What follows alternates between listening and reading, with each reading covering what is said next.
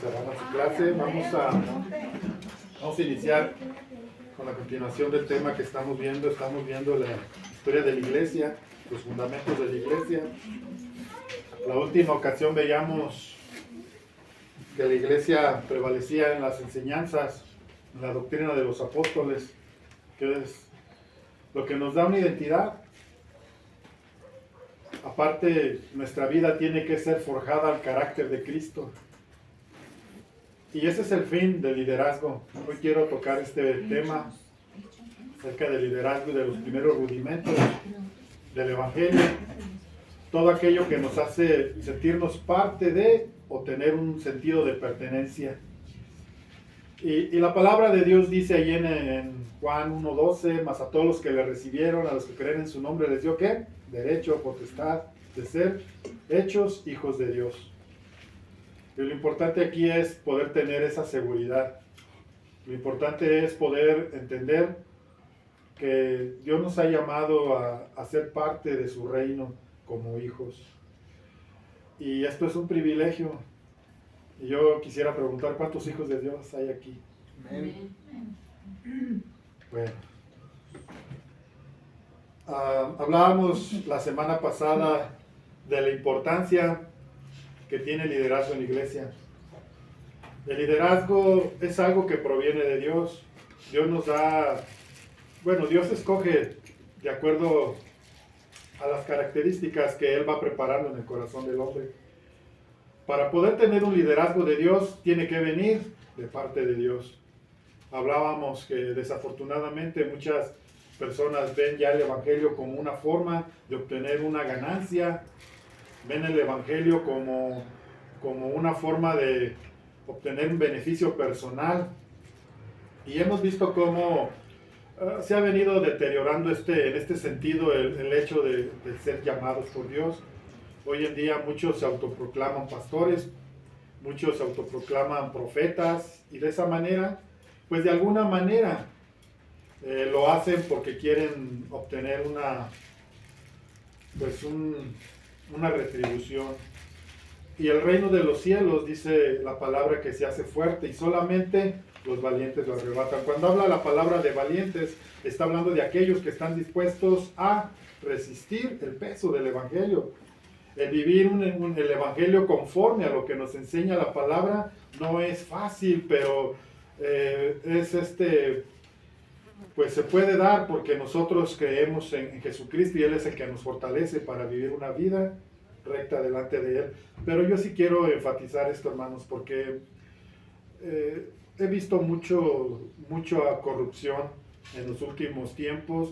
Mucha gente se está decepcionando, digámoslo de alguna manera, del Evangelio, porque el Evangelio nació, al menos cuando yo llegué al conocimiento de Cristo, los hombres estaban comprometidos con Dios y amaban las ovejas. Y hoy en día hay mucho lobo rapaz. Y esto lo tenemos que hablar. ¿Por qué? Porque tenemos que entender cuál es el propósito verdadero del Evangelio. Y el propósito verdadero del Evangelio es que todos vengan al conocimiento de Dios. Y vamos a iniciar con un pasaje que está aquí en Hechos, en Gálatas 2:7, perdón. Gálatas es una de las cartas que el apóstol Pablo escribió después de 30 y tantos años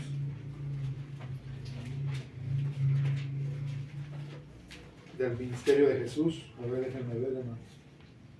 Gálatas 2.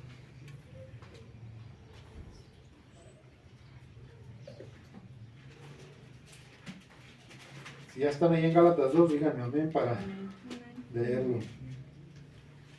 Bueno, vamos a leer el 7.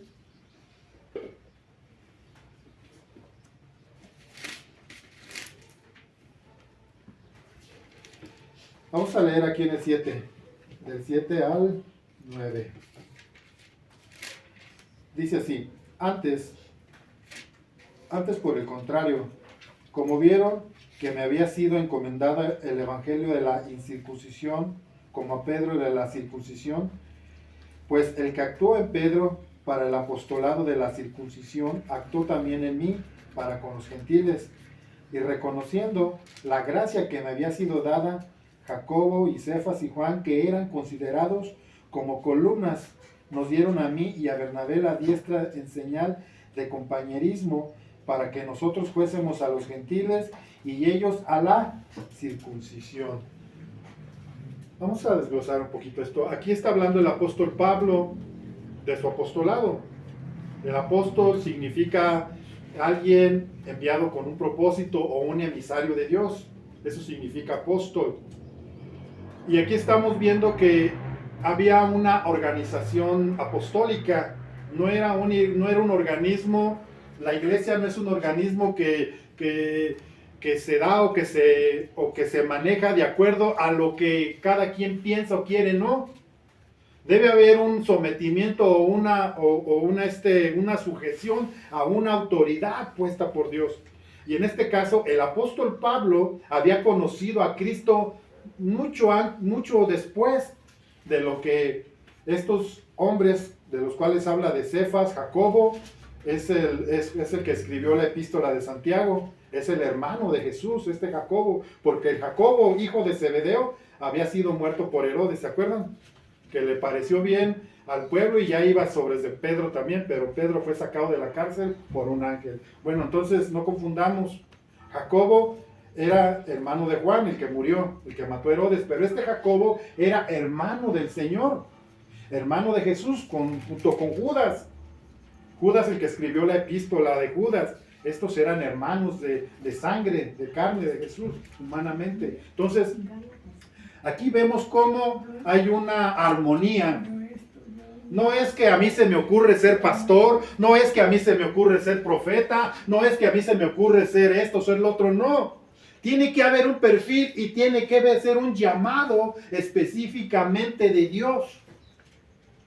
Porque Dios nos da el perfil que cada ministerio debe tener.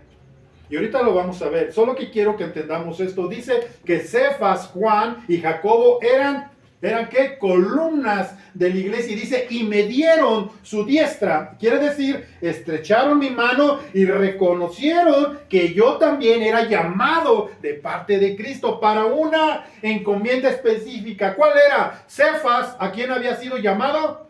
A los de la circuncisión, o sea, a los judíos. Tenía el perfil para predicarle a los judíos. Pero Pablo fue llamado a los de la incircuncisión. ¿Quiénes eran los de la incircuncisión? El pueblo gentil, o sea, el pueblo no hebreo, el pueblo no judío. Ese es el pueblo gentil. Entonces, el apóstol Pablo es llamado para predicarle a los gentiles. Y el apóstol Pedro, es llamado para predicarle a los judíos. Dios, en su multiforme sabiduría, Él nos llama y respalda el llamado.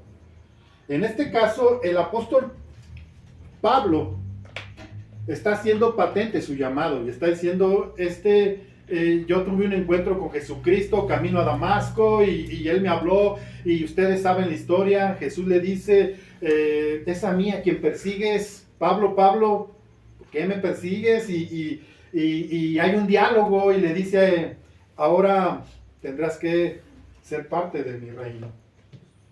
Entonces, cuando empezamos con esto, el fundamento tiene que ser puesto. Y el fundamento tiene que ir basado en lo que enseñaron. Yo les hablaba la semana pasada. ¿Qué predicaban los primeros discípulos? ¿Qué predicaban los apóstoles? ¿Qué era lo que predicaban? Porque no predicaban a Moisés. ¿Qué predicaban? ¿Qué era lo que ellos enseñaban?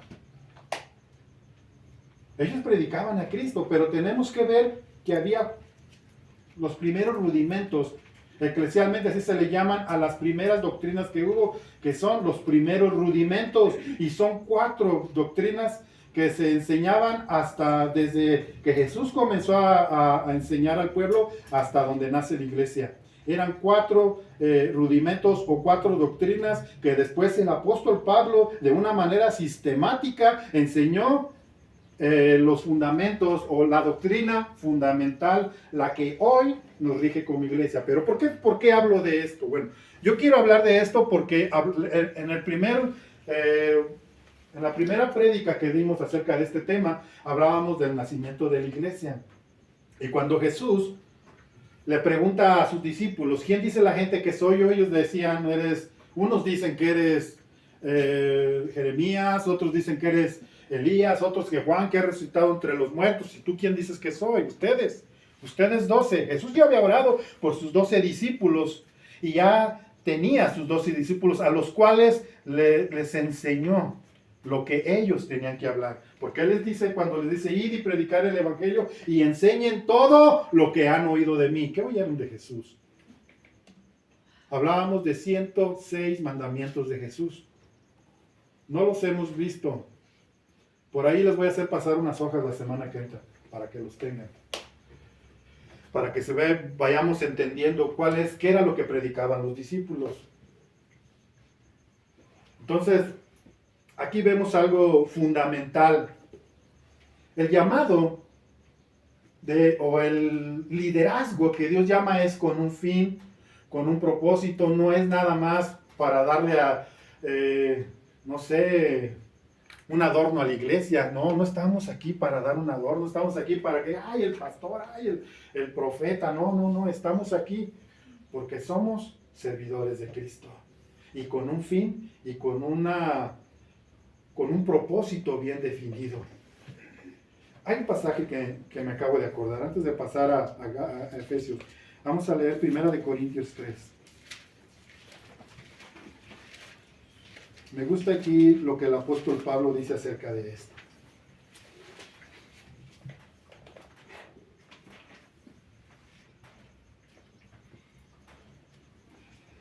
El capítulo 3, el apóstol Pablo está hablando quiere enseñarle a la iglesia de Corintio que el hombre es solamente un siervo de Dios. O sea, el liderazgo, pues, están al servicio de Dios, pero también al servicio del pueblo, al servicio de la iglesia. No son los superhombres que tenemos que venerar, porque estamos viendo acerca de cuál es la cualidad o cuál era la característica de la iglesia verdadera. ¿Cuál es? El tiempo, yo les decía, es el tiempo, es la iglesia más vieja. La característica de la verdadera iglesia, ¿cuál es? Romanos 8:9, ¿qué dice? Todo aquel que no tenga el Espíritu de Cristo no es de Él. Si usted no tiene el Espíritu de Dios en su vida, no es de Él. Así estemos en la iglesia más antigua, eso no nos hace estar en la verdadera iglesia. La verdadera iglesia, la verdadera identidad viene cuando nosotros tenemos el Espíritu de Cristo, cuando nosotros estamos siendo conformados a la imagen de Cristo, cuando nos parecemos a Cristo en su carácter moral. Esa es la verdadera característica de la iglesia. Entonces, ¿qué dice aquí? Vamos a leer en el 5. Pues, ¿qué es Pablo y qué es Apolos? Servidores por medio de los cuales habéis creído, y eso según lo que cada uno concedió el Señor. Yo planté, Apolos regó, pero el crecimiento lo da Dios.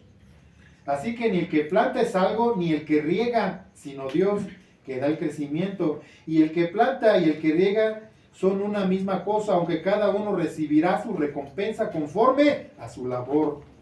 Porque nosotros somos, ¿qué? Colaboradores de Dios, y vosotros sois labranza de Dios, edificio de Dios. ¿Qué está diciendo aquí? Bueno, está hablando porque la iglesia decía, yo soy de Pedro, yo soy de Apolos, yo soy de Cefas, yo soy de Pablo. Y el apóstol Pablo les está enseñando que el hombre de Dios solamente es una persona que colabora y que es servidora. No se debe venerar al hombre. Porque la iglesia tradicional o la iglesia de Roma adora a San Pedro, a San Juan, Y aquí nos está hablando de que nosotros solamente somos colaboradores, pero con un fin, con un propósito. Aquí dice que nosotros solo somos colaboradores, hace una diferencia, pero dice, pero vosotros sois labranza de Dios. ¿Qué quiere decir labranza de Dios? El campo donde Dios siembra. Ustedes son ese campo donde Dios viene y siembra su amor, siembra su palabra, siembra su propósito, y nosotros tenemos que ir en un crecimiento que nos va a dar Dios cuando seamos buena tierra. Somos un campo, somos un edificio de Dios, que Él nos va a ir edificando de acuerdo al propósito que Él tiene, pero para esto necesita el liderazgo. Para esto es el liderazgo. Esto es la importancia del liderazgo. Ahora vamos a pasar a Gálatas, por favor. No, es Efesios 4. Adelante de Gálatas está Efesios.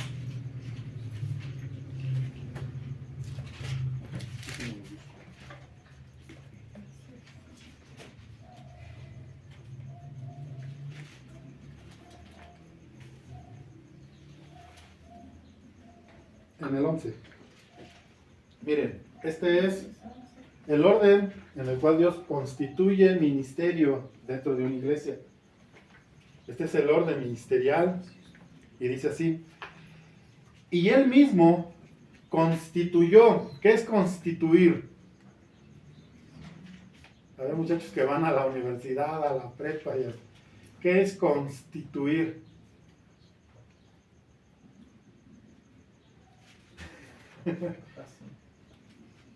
¿No saben qué es constituir? Porque una cosa es instituir y otra es como hacerlo. Que estableció. Es establecer bases. Eso es constituir. Nosotros tenemos una constitución que nos da bases para que nos rigen en nuestra conducta.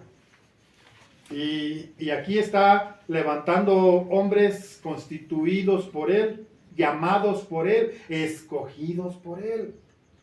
Aquí es donde la iglesia debe de tener mucho cuidado. Porque el árbol se conoce por su fruto. Entonces, vayamos desglosándolo. Dice así: y Él mismo constituyó a unos apóstoles, a otros profetas, a otros evangelistas, a otros pastores y maestros. Esos son los 5 ministerios que constituyó Dios, que escogió Dios para un propósito. Y aquí es donde viene la labor. Aquí es donde viene el compromiso real, el perfil. Y luego dice, ¿a fin de qué? ¿Cuál es el propósito de esto? ¿Enriquecerse? ¿Traficar con las almas? ¿Cuál es el fin? Adquirir conocimiento. Para perfeccionar. A fin de perfeccionar, ¿a quién? A los santos. Para la obra del ministerio, para prepararlos. Para la edificación del cuerpo de Cristo. 13. Hasta que todos lleguemos a la unidad de la fe y del conocimiento del Hijo de Dios, a un varón perfecto a la medida de la estatura de la plenitud de Cristo. Esta es la labor del pastor. Esta es la labor, que el hombre o que la mujer o que quien venga al conocimiento de Cristo o quien venga a la salvación pueda conocer a Cristo. Nosotros tenemos la responsabilidad muy grande de guiar a las personas a conocer a Cristo. Ese es el llamado más importante de estos 5 ministerios, llevar a las personas a conocer a Cristo. Si un pastor, si un profeta, si un apóstol no te lleva al conocimiento de Cristo, no es de él. Esta es la característica principal de un hombre llamado por Dios es enseñar a Cristo, que la iglesia conozca a Cristo. Muchos pastores no conocen a Dios.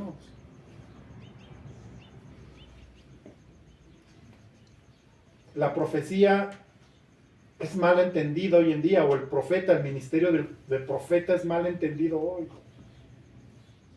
El profeta siempre estuvo ligado a un sentido de preparar el corazón,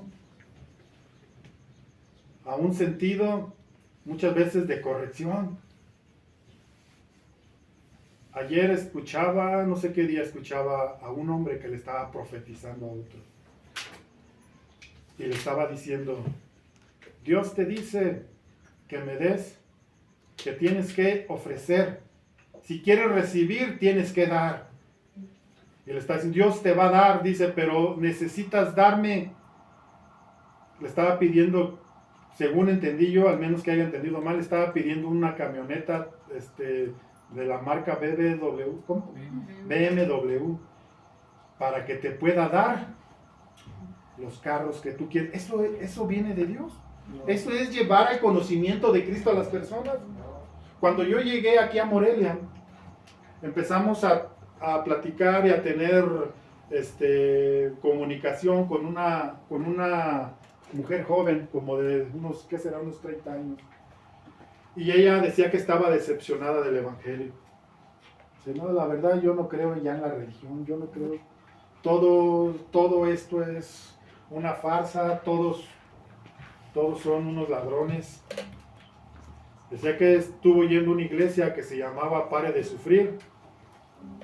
Decía que mientras estaba en esa iglesia, el líder les decía que si querían ser prosperados, si ustedes quieren ser prosperados, tienen que traer una ofrenda a Dios, pero una ofrenda que les cueste, como dice el rey David. Usan la palabra de una manera, ¿cómo se podría decir? Manipulándoles. No le dan el sentido verdadero que tiene la palabra. Entonces les estaba diciendo esto a este pastor y les decía, ustedes tienen que, a ver, ¿cuántos quieren un carro mejor? Pues alzaron la mano. ¿Cuántos quieren una casa mejor? Pues alzaron la mano. Yo les voy a proponer algo, y esto es de parte de Dios, dice así que les dijo, vendan su carro y vengan y ofréndenlo a Dios, y Dios les va a dar un carro mejor. Pues la muchacha fue, vendió su carro, fue y le llevó todo el dinero, y el carro nunca llegó. Y ella cayó en una decepción. Y desafortunadamente, cuando no estamos enseñando a Cristo, que es el fin y el propósito, la gente no está siendo enfocada y encaminada hacia una libertad real, hacia un conocimiento pleno de Cristo. Y Jesús dice, y conocerán la verdad, y la verdad os hará libres. Y si el Hijo os libertare, seréis verdaderamente libres. Y está hablando de una relación íntima y perfecta en comunión con Dios. Y cuando nosotros no somos enfocados a conocer a Dios, estamos errados. Yo les decía la última vez que empecé y que toqué superficialmente estos versículos, y yo les decía, el fin es enseñar a Cristo, y aquí hay otra, a fin de perfeccionar a los santos para la obra del ministerio, para la edificación del cuerpo de Cristo, hasta que todos lleguemos a la unidad de la fe, ¿y qué más? Y del conocimiento del Hijo de Dios. Dos cosas importantes: llegar a la unidad de la fe, a llegar al conocimiento del Hijo de Dios, y a un varón perfecto a la medida de la estatura de la plenitud de Cristo. ¿De qué está hablando ahí? Está hablando que nosotros tenemos que ir trascendiendo. Tenemos que ir en el proceso que vamos caminando en Cristo. Tenemos que ir dejando ciertas cosas que no le agradan a Dios, para ir forjando cada día y cada tiempo que pasa el carácter de Cristo en mí. Jesús les decía a la multitud que los oía, venid a mí, todos los que estén cargados y cansados, que yo los haré descansar. Y aprender de mí, No solamente es ir a Él, sino también en algún momento parecerme a Él. Y aprender de mí que soy ¿qué? Manso y humilde de corazón. Ese es lo que nosotros tenemos que llegar a ser. Hombres humildes y mansos de corazón. Tenemos que dejar que Dios procese nuestro carácter. Tenemos que dejar que Dios procese nuestros pensamientos y ser transformados y ser renovados en una nueva criatura. Pero todo esto viene cuando nosotros estamos predicando desde este púlpito las verdades que nos llevan a una vida consagrada a Dios. Ahorita estaba oyendo, tenía escuchando a un cierto Juan de Montreal. ¿Cuántos lo han oído?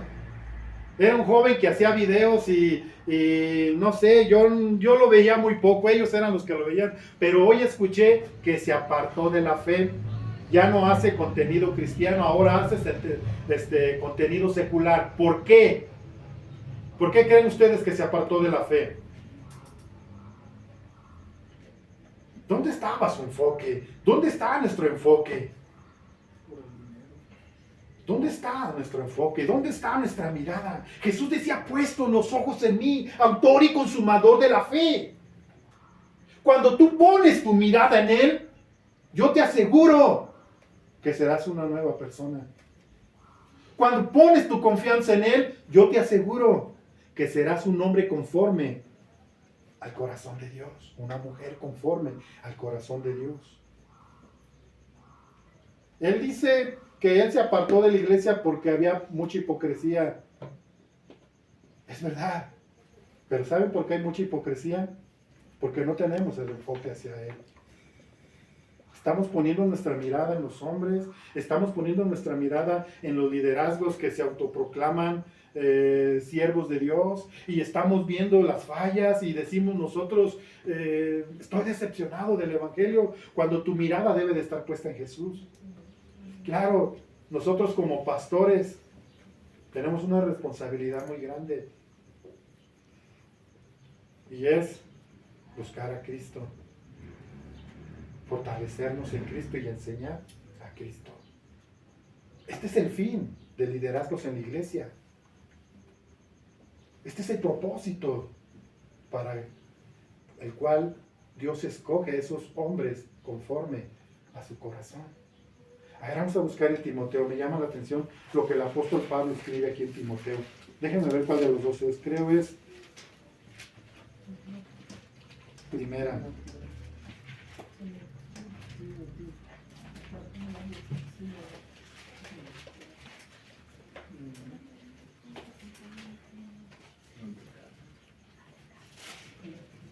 Es 2, primera de Timoteo, es segunda de Timoteo 2, por favor. Mira, aquí se ve el enfoque, y aquí se ve el verdadero, la verdadera intención del liderazgo. El apóstol Pablo tenía una preocupación muy grande. Usted puede leerlo allí en la carta a los Efesios, en el capítulo 1, el 15. Y siempre lo digo, ¿por qué? Porque esto es algo que a mí me motiva mucho. Es algo que a mí me hace sentir un deseo de imitar el sentir que había en Pablo. Él dice, y ora al Dios y al Padre de nuestro Señor Jesucristo. Estoy hablando de otro capítulo, estoy hablando de Efesios 1:15. Dice, oro a Dios y al Padre de nuestro Señor Jesucristo para que os dé espíritu de sabiduría y de revelación en el conocimiento de Él.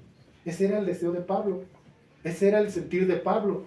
Que las iglesias a las que él estaba predicando, a las que él había fundado, en las que él había estado ahí levantando liderazgos, esa iglesia llegase a tener ese conocimiento y esa revelación de Cristo. No está hablando de que sean el ministerio más retumbante en esta colonia, en esta calle, en este país, en esta ciudad. A él no le importaba el número. Y hoy en día las iglesias, a como dé lugar, no les importa lo que tengan que hacer, circo, maroma y teatro, con tal de tener iglesias a reventar, para después trasquilarlas. El apóstol Pablo no tenía ese sentir. El apóstol Pablo tenía algo bien fundamentado en su corazón, que era que el hombre conociera a Cristo. Dice, oro al Dios y al Padre de nuestro Señor Jesucristo para que os dé espíritu de sabiduría y de revelación en el conocimiento de Él, en el conocimiento de Cristo. Y yo he decidido con todo mi corazón, si en algo me voy a enfocar o a gastar, va a ser en esto. Es mi deseo. Ahora fíjense lo que dice aquí. 2:1 de 2 de Timoteo. Este es el sentir de Pablo. Dice, tú pues, hijo mío, esfuérzate en la gracia que es en Cristo Jesús. Le está escribiendo a Timoteo, un siervo, un joven pastor, precisamente de la iglesia de Éfeso. Le está diciendo, tú pues, hijo mío, esfuérzate en la gracia que es en Cristo Jesús. Lo que has oído de mí ante muchos testigos, esto encarga a hombres que fieles, que sean idóneos para enseñar también a otros. Este es el sentir del verdadero liderazgo. Lo que has oído de mí, ¿qué había oído Timoteo de Pablo? Su arduo amor por la obra de Cristo, su verdadero amor por las almas. En Gálatas, creo que en el capítulo 3 o 4, no recuerdo, les dice, oh Gálatas insensatos, ¿quién los fascinó para no oír la verdad? Habiendo empezado por el Espíritu, vas a acabar por la carne, tan necios sois. Estaba sufriendo el apóstol Pablo porque había enseñado a una iglesia, le había enseñado los rudimentos de Cristo, le había enseñado la doctrina de Cristo, pero los judíos metieron su cuchara y comenzaron a enseñarles que tenían que circuncidarse, que tenían que hacer ciertos ritos de la ley para poder ser salvos, cuando la palabra dice que es por fe por lo que somos salvos, no por obras, para que nadie se gloríe.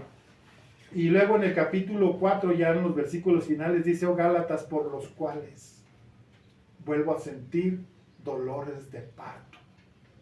¿Qué es un dolor de parto? Bueno, yo creo que nada más Patito lo ha sentido aquí, mi esposa, no sé quién más. Adelina, mi tía Rita. Un dolor de parto, ¿cómo será? ¿Será muy fuerte? Pues no tanto. Ella es bien valiente. Pues no. Según me han dicho a mí, lo que yo he escuchado, que el dolor de parto es un dolor fuerte. Dice, solamente comparable con un dolor de vesícula. Y créanme, un día me dolió la vesícula y créanme que era un dolor. Ni parado, ni acostado, ni sentado, ni de un lado, ni del otro. Se me calmaba, era un dolor horrible. Pero dicen que todavía el dolor de parto es más fuerte. Bueno, fíjense, el apóstol Pablo, siendo un varón, siendo un hombre, está comparando su sentir, su dolor por esas personas por las cuales él había dado todo. Dice, por los cuales vuelvo a sentir dolores de parto hasta que Cristo sea formado en vosotros. ¿Se dan cuenta? El deseo de Pablo de ver a la gente vuelta a Cristo. Y no solamente vuelta a Él, hasta que Cristo sea formado. Hasta que ustedes se parezcan a su Maestro. Hasta que ustedes sean imitadores de Cristo. Ese era el deseo, y ese es el verdadero deseo de alguien que verdaderamente ama y que es llamado por Dios.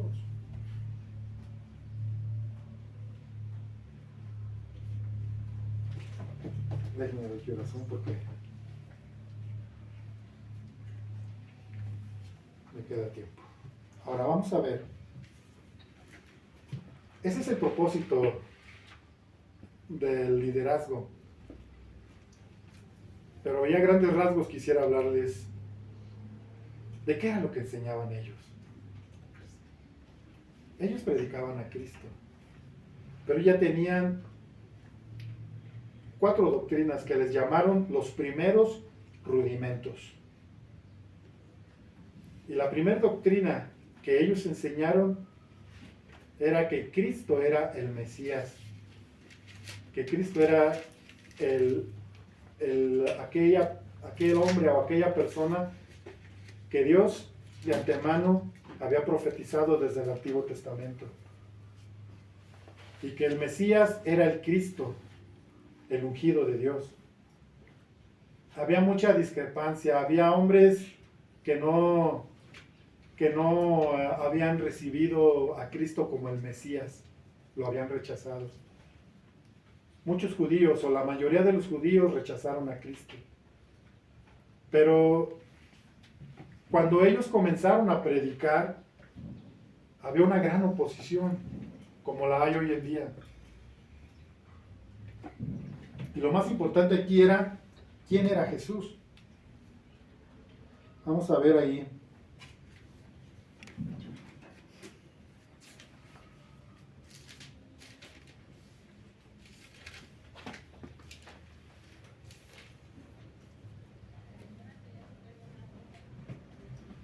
Permítanme.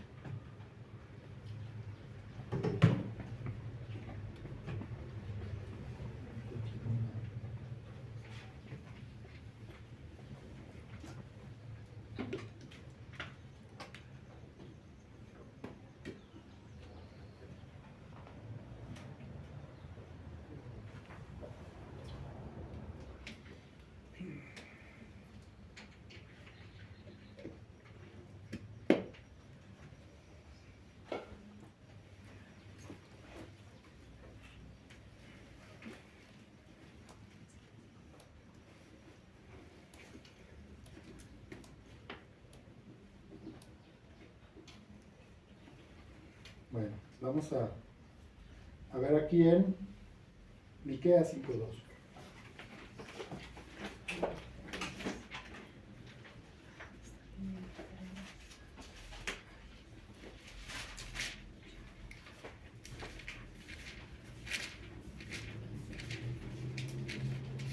Estas son profecías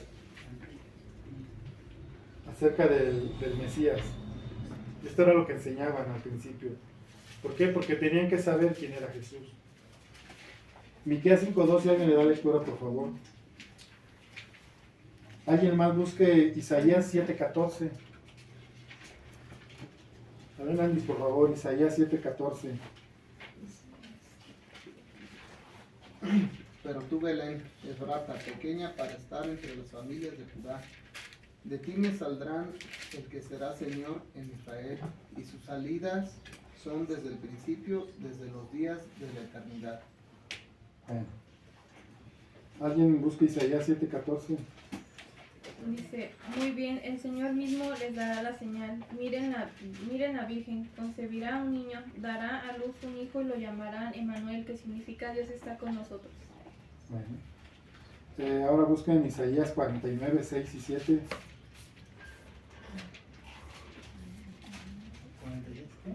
¿49? 49, 6 y 7. Él dice, harás algo más que devolverme al pueblo de Israel. Yo te haré luz para los gentiles y llevarás mi salvación a los confines de la tierra. El Señor, el Redentor y Santo de Israel, le dice al que es despreciado y rechazado por las naciones, al que es siervo de los gobernantes: los reyes se pondrán en posición de firmes cuando tú pases, los príncipes se inclinarán hasta el suelo por causa del Señor, el fiel, el Santo de Israel, que te ha escogido. Son profecías mesiánicas del Mesías, del Cristo que habría de venir. Cuando Jesús llegó, ellos tenían un concepto equivocado. Ellos pensaban, los judíos pensaban que Jesús iba a ser un tipo Josué, un tipo David, que iba a tomar las armas y les iba a dar una libertad física. No habían entendido. Jesús muchas veces les reprochó y les dijo: ¿cuántas veces quise abrazarlos como la gallina a sus polluelos y no quisisteis? Dice: necios que pueden entender el clima, mas los tiempos no pueden comprender. Él estaba hablando de que no habían entendido su tiempo de su venida. Y ya estaba profetizado, y aquí vemos claramente que que Dios, por medio de los profetas, les había dicho al pueblo de Israel que iba a venir un Mesías, que iba a venir el ungido de Dios, que iba a venir a traer, dice aquí, salvación. Y el pueblo, cuando Jesús dice allí en el Evangelio de Juan, a los suyos vino, mas los suyos no le recibieron, no creyeron en él. Y esto era algo que la iglesia al principio enseñaba como primer rudimento. Si quieres tener un encuentro con Dios, debes entender o debes recibir al Mesías como tu Señor y tu Salvador. Debes de creer en el Mesías como el Redentor, como el único, como el fundamento, como aquel que puede salvar tu vida o aquel que envió Dios para salvar tu vida. Tenía que enseñar esto. Era lo primero, Jesús. Lean ustedes allí en Hechos 7, cuando Esteban es apedreado, que fue el primer mártir, dice que él estaba lleno del Espíritu y él testificó quién era Cristo. Y el pueblo lo apedreó porque no soportó las verdades que él hablaba. Y cuando nosotros vamos, no vamos a enseñar qué es nuestra iglesia. No vamos a ir, cuando vamos a los anexos con Gerita, les decimos, nosotros no venimos aquí a predicarles una religión. No venimos a imponer una religión, venimos a predicarles a Cristo. Venimos a predicarles a Cristo como el medio de Dios para llegar a la salvación y a la vida eterna. Esto es lo que enseñamos. Cuando dice que predicaban a Cristo, esto era lo que enseñaban. Y en segundo lugar, enseñaban el arrepentimiento. ¿De qué te vas a arrepentir? O sea, si Cristo vino y murió en una cruz y llevó todos nuestros pecados para que nosotros no tuviésemos una muerte eterna, sino que pasáramos de muerte a vida, entonces, ¿qué era lo que nos separaba de Dios? Dice la palabra que nosotros estábamos en otro tiempo muertos en nuestros delitos y pecados. Pero la única manera de que yo pueda obtener el perdón de Dios es reconocer que soy pecador. Y esto enseñaban. Juan el Bautista, ¿qué les decía? Arrepentíos. Arrepiéntanse porque el reino de los cielos se ha acercado. Pedro decía, convertíos y arrepentíos para que del Señor, y convertíos para que en el nombre del Señor vengan tiempos de paz, tiempos de reconciliación con Dios. No hay otra cosa más hermosa que una persona que ha sido restaurada, renovada en Cristo, disfrute más que estar en la presencia de Dios. No hay otra cosa más hermosa. No hay otra cosa más sublime que poder tener esa oportunidad y esa libertad y esa dicha de poder tener una relación con Cristo. Créanme que hay momentos en los cuales estoy en una búsqueda de Dios que siento el deseo de seguir y seguir y seguir ahí, porque es el lugar más confortable cuando me siento triste, cuando me siento muy agobiado. ¿Saben el único lugar donde descanso? En la presencia de Dios. Él me ha dado esa dicha. Y yo puedo decirles desde este lugar, con todo mi corazón, que Dios me ha hecho descansar muchas veces. He visto la mano de Dios. Y esto es lo más hermoso que pueda haber en la iglesia de Cristo, tener una relación íntima y personal con Cristo. Pero tiene que venir a través de un verdadero arrepentimiento. Ya lo estoy hablando a grandes rasgos. La tercera doctrina o rudimento que enseñaban era el bautismo. ¿Qué significa bautismo? ¿O qué es bautismo? ¿Qué entienden ustedes? Pues nacer de nuevo. Parte de, claro. Pero ¿qué significa la palabra bautizo? ¿Saben qué significa? Sumergirse. Eso significa bautizo, sumergirse, profundizarse, meterse, empaparse, someterse totalmente, eso significa bautizo. Y el bautizo simboliza la muerte al yo. El bautizo simboliza, estoy haciendo una profesión pública de que he decidido seguir a Cristo. Eso era lo que hacían. Y cuando Juan el Bautista dice que venían a él y muchos eran bautizados, ¿y qué hacían? Dice que ellos iban confesando sus pecados. El bautizo, a ver, un pequeñito, un bebé, ¿de qué se va a arrepentir? Si simboliza morir al pecado, si simboliza arrepentirme del pecado, ¿un bebé se puede arrepentir de algo? ¿Por qué? Porque no ha hecho nada. Es inocente. Entonces el bautismo es para los adultos o para las personas que ya han decidido seguir a Cristo. Ese es el bautismo. Y eso lo practicaban ellos desde luego. Ahora vamos a ver qué dice Romanos 6.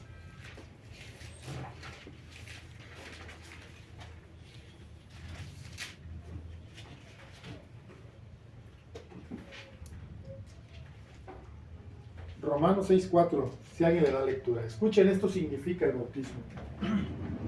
Porque somos sepultados juntamente con Él para muerte por el bautismo, a fin de que como Cristo resucitó de los muertos por la gloria del Padre, así también nosotros andemos en vida nueva. Es un compromiso. Una vez se me acercó un joven y me dijo, pastor, quiero bautizarme porque ya no quiero pecar. Dije, el bautismo es simbólico. El bautismo es de tu fidelidad a Dios, tomar la decisión de tú consagrar y seguir tu vida a Cristo. El que tú te metas al agua y te salgas no quiere decir que ya saliste siendo una persona diferente, no. Tú tienes que hacer morir en ti todo lo que es pecado. Y que nos demanda a una vida nueva. Y luego dice, ¿para qué? Para vivir una vida nueva. Eso significa bautizo, sumergirme en Cristo, sumergirme en Él. Morir, simboliza morir y salir. Cuando yo salgo del agua, salgo en vida. O sea, como dice aquí, lo acabamos de leer, para vida. ¿Sí? Morimos y nacemos, simbólicamente. Pero tenemos un compromiso real con Cristo. Cuando el etíope abrió el libro de Isaías y no comprendió. Él leyó Isaías 41, no, es 45, donde habla acerca del siervo sufriente. Salud. Cuando habla del siervo sufriente, mas él herido fue por nuestras rebeliones. ¿Qué más dice? ¿No se lo saben? Hablado. ¿Eh? ¿Cómo empieza? Mas él herido fue. Nuestra rebelión molido por nuestros pecados. El castigo de nuestra paz fue sobre él. ¿Y qué más? A ver. ¿Sanados? ¿Salvados? Por cuya herida fuimos nosotros sanados. ¿De qué está hablando ahí? ¿De qué? De la obra que Jesucristo iba a hacer en la cruz por nosotros. Entonces, el bautismo simboliza esto. Y otra doctrina que enseñaban era la segunda venida de Jesús, o el regreso de Jesús. Hechos, vamos a ver ahí. Hechos 3:1.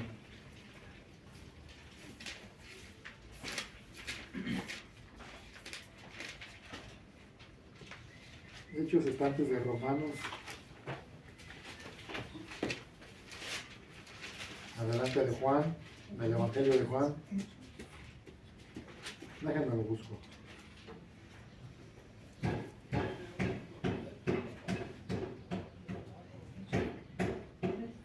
En el 6 le dice la ascensión de Jesús. A ver, alguien le algo. Hechos 3. Hechos 1, del versículo 6 al 11. Entonces, los que se habían reunido le preguntaron diciendo: Señor, ¿restaurarás el reino a Israel en este tiempo?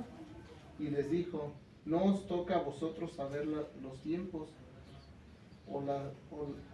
o las sazones que el Padre puso en su sola potestad, pero recibiréis poder cuando haya venido sobre vosotros el Espíritu Santo, y me seréis testigos en Jerusalén, en Judea, en Samaria y hasta lo último de la tierra. Y habiendo dicho estas cosas, viéndolo ellos, fue alzado y le recibió una nube que lo ocultó de sus ojos. Y estando ellos con los ojos puestos en el cielo, entre tanto que él se iba, he aquí se pusieron junto a ellos dos varones con vestiduras blancas, los cuales también les dijeron: varones galileos, ¿por qué estáis mirando al cielo? Este mismo Jesús que ha sido tomado de vosotros al cielo, así vendrá como le habéis visto ir al cielo. ¿Qué le dijeron estos dos varones vestidos de blanco? Varones, ¿qué estáis viendo? Así como lo vieron ir, así regresarán en las nubes. Y ellos comenzaron a enseñar esto, porque era una enseñanza básica, que si tú crees en Cristo y tú llegases a morir en Cristo, tienes esperanza de vida. Pero si tú no mueres y Cristo viene, dice que serás transformado en un abrir y cerrar de ojos. Si dice así la palabra, a ver, vamos a buscar ahí en segunda, en Tesalonicenses 2, del 1 al 4.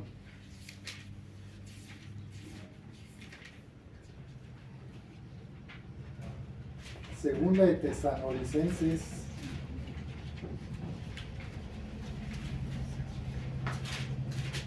2. Está delante de Colosenses.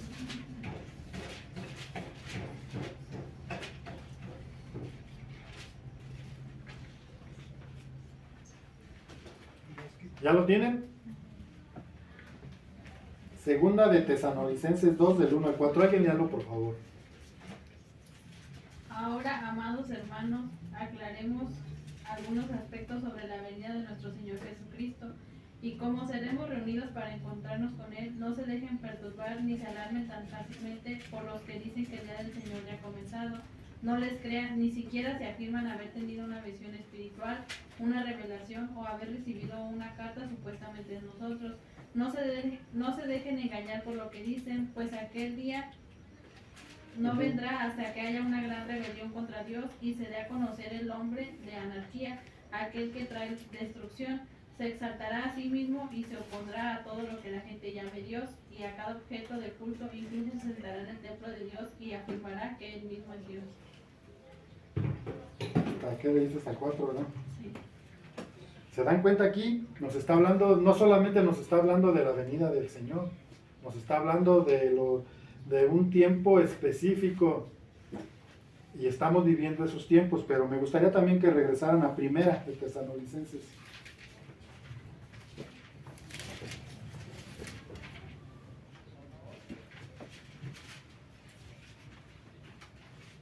Vamos a leer del 5:1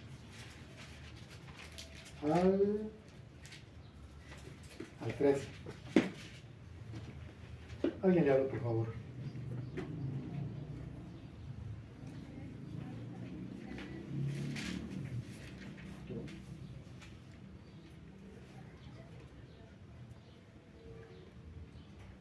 Ahora bien, amados hermanos, con respecto a cómo y cuándo sucederá todo esto, en realidad no es necesario que les escribamos, Pues ustedes saben muy bien que el día del regreso del Señor llegará inesperadamente como un ladrón en la noche. Cuando la gente esté diciendo todo está tranquilo y seguro, entonces le caerá encima la catástrofe tan repentinamente como le vienen los dolores de parto a una mujer embarazada y no habrá escapatoria posible. ¿Recibe? Hasta ahí esto es real. O sea, el Señor Jesús va a regresar y aquí dice que vendrá como un ladrón en la noche. ¿Alguien sabe a qué horas va a entrar un ladrón a su casa? ¿El ladrón les avisa? No. No, ¿verdad? Él entra en el momento que menos lo esperas. Así será la venida del Hijo del Hombre. O sea, no es una fábula. Pedro dice que muchos, Dios no retarda su promesa, según algunos la tienen por tardanza, sino que Él es paciente, no queriendo que nadie se pierda, sino que todos procedamos al arrepentimiento. Por eso Dios quiere que estemos preparados en nuestro corazón. Ahora vamos a regresar ahí mismo en Tesalonicenses 4:13. Lo voy a leer. Dice así: tampoco queremos, hermanos, que ignoréis acerca de los que duermen, para que no os entristezcáis como los otros que no tienen esperanza. Cuando dice duerme, de los que ya murieron. Porque si creemos que Jesús murió y resucitó, así también traerá Dios con Jesús a los que durmieron con él.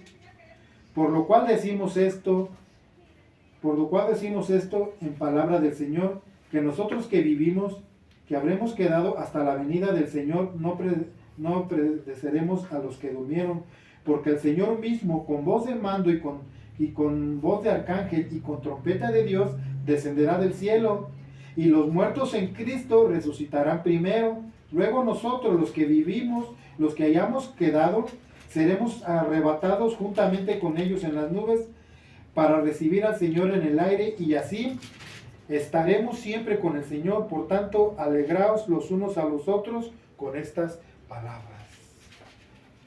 Está hablando de que el Señor vendrá. ¿En dónde va a venir? Los dos varones de blanco dijeron: este Jesús que ustedes vieron ascender al cielo, así un día volverá. Y aquí nos dice que Jesús vendrá con las nubes y que todo ojo le verá. Y está diciendo aquí que los que hayamos quedado seremos arrebatados con Él en el aire. Yo les he dicho muchas veces, no confundan el arrebatamiento con la segunda venida de Cristo. La segunda venida de Cristo es cuando ya venga con su ejército a la guerra del Armagedón. Es cuando va a poner sus pies en la tierra. Antes no. Antes dice que en las nubes, en el aire, ahí nos uniremos con Él. ¿Cuántos se van a unir con Él? No, pues yo. Amén. Amén. Todos los que son lavados en la sangre del Cordero serán arrebatados, dice, y en las nubes los recibiremos en el aire y nos llevará. Pues todos los que hagamos su voluntad. Amén. También. Todos los que hagamos su voluntad. Bueno, estas eran las 5, ¿sí les dije 5, verdad? 5 doctrinas o 4. Bueno, las 4 doctrinas o los 4 rudimentos que los discípulos enseñaron o que los apóstoles enseñaron. Claro, después de esto vino el apóstol Pablo con una enseñanza sistemática que está en el libro de Romanos y que ya lo hemos visto. Bueno, pues seguiremos con este tema una semana más. Cierra sus ojos.